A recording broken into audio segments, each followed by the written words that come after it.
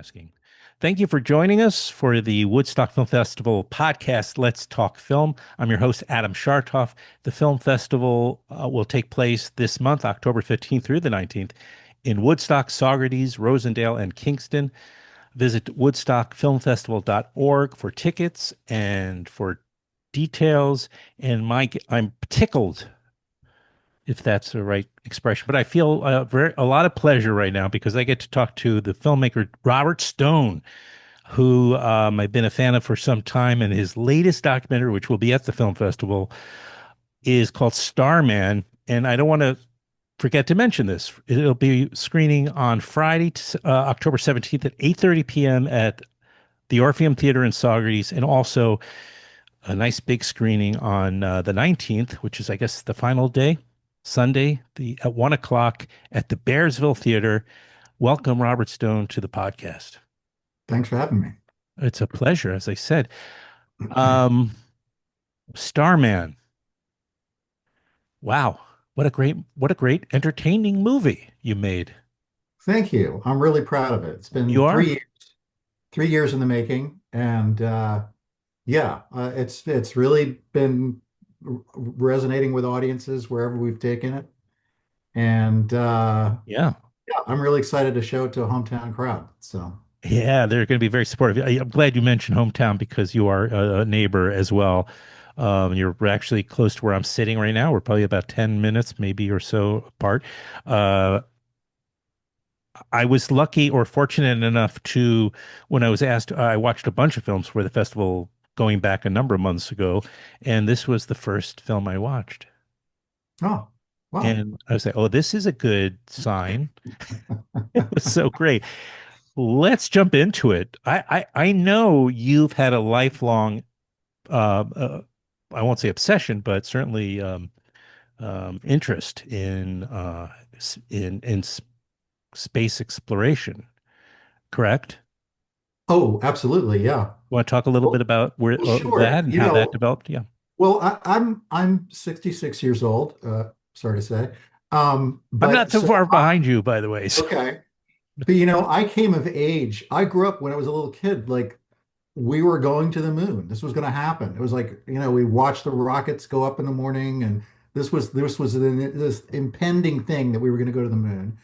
And uh, about 9 months, I'd say, before the first moon landing, and a couple months before the first circumnavigation of the moon, my parents took me to see 2001, Yeah, which completely blew my mind. And, before that, movies were like Willy Wonka and the Chocolate Factory or Sound of Music or something. So there here's something wasn't completely a, different, right? there wasn't a children or juvenile film industry like there is now. This is decades before Pixar and all the others, and there was Disney and movies like Charlie or Willy Wonka came out. But you're right. So you would go with your folks to see. I did the exact same thing. Yeah. Saw 2001 So, with my parents. and this, like, I don't know, it just really struck me, and it gave me an interest in filmmaking. And my mom was a bit of a film nut, and she told me all about Stanley Kubrick. And the first time I ever thought about, well, movies are made by people, and I immediately absconded the family Super 8 camera and started making movies with my friends. And anyway, and then as I said, 9 months later, we're walking on the moon. And have you seen you've seen that sci-fi TV series For All Mankind, No. where they project into the future, like what would Oh have yeah. happened. Well, The I space race kept going. Well, that's what we thought the future was going to be.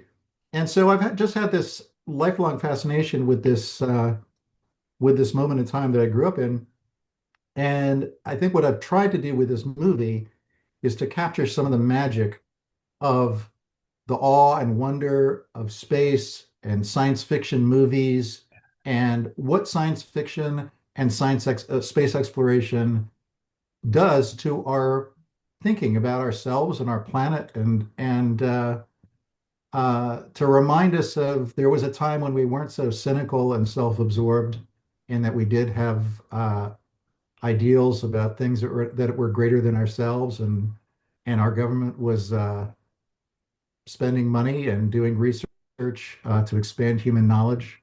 Um, and this is all done through the personal story of an extraordinary man named Gentry Lee, Right. who is profiled in the film, who is the senior engineer for NASA, who's managed virtually every interplanetary mission by NASA for the last 50 years. He's 82 years old, still goes to work every day at the Jet Propulsion Labs in Pasadena. Um, and he's also a best-selling science fiction author. He's written a whole bunch of novels with legendary science fiction author Arthur C. Clarke, who also wrote 2001. He collaborated with Carl Sagan to make the Cosmos series a long Yeah. time ago. He's the He's just an Zelig of the extraordinary space. guy. He's the Zelig of the space age, or Yeah, he is. He is kind of the he's delegate. always, Yeah, yeah.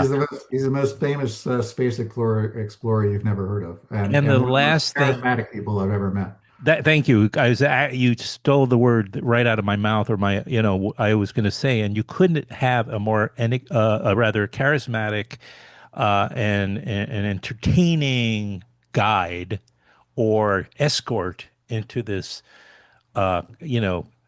dialogue or this film, and his, as a narrator, or as an interview subject rather, he is just unbelievable. You really caught lightning in a bottle there.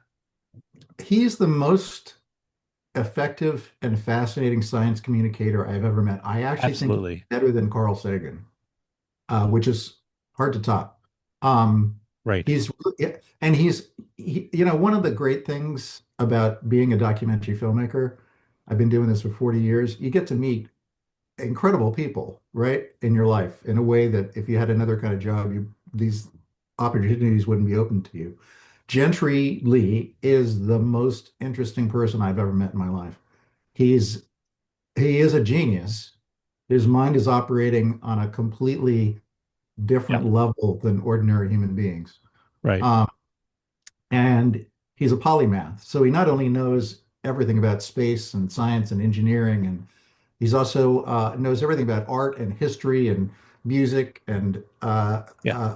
which is what makes him so unique in that he's not just a scientist, he's also steeped in science fiction, and a lot of the film is this interplay between science fiction and science fact. Once you get to the limits of human knowledge of what we can explore, the next step is to use your imagination.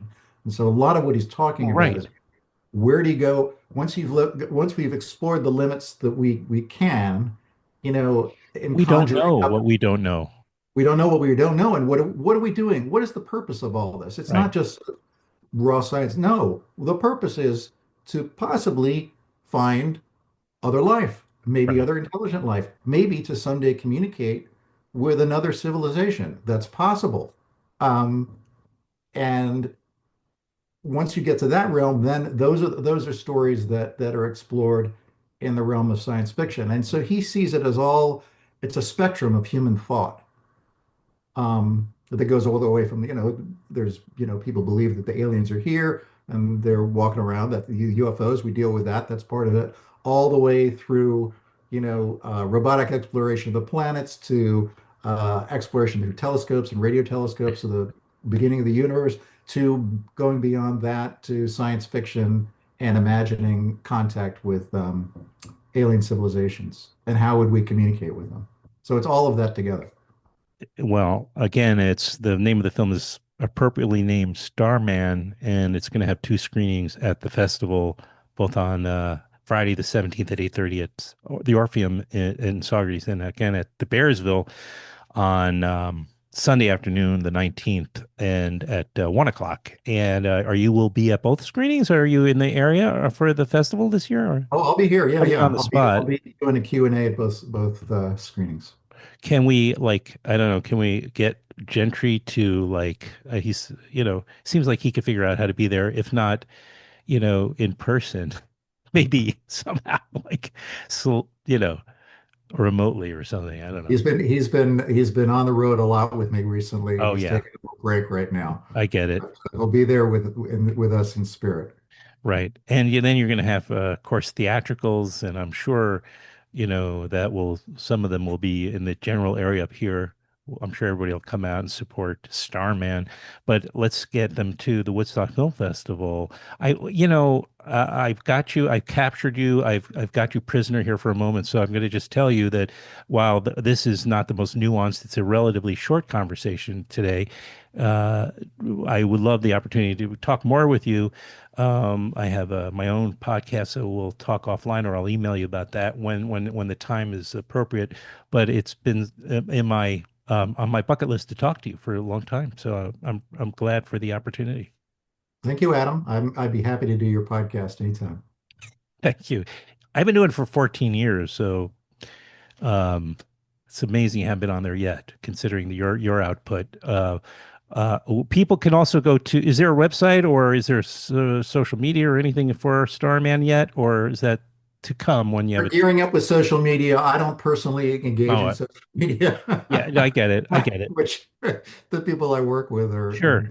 not happy about. But yes, there's a website. It's starmanmovie.com. You can see reviews and information about the movie, and I hope everybody comes out to see it. Yes. It's thoroughly entertaining. You'll be talking about it a lot Oh, it's going afterwards. to be, it's just going to be the best. Yeah, people are going to love this film. It's so entertaining. Thank you very much, Robert Stone. We'll see you at the festival and have a great weekend. Thank you, Adam. All right. Take care. Bye bye.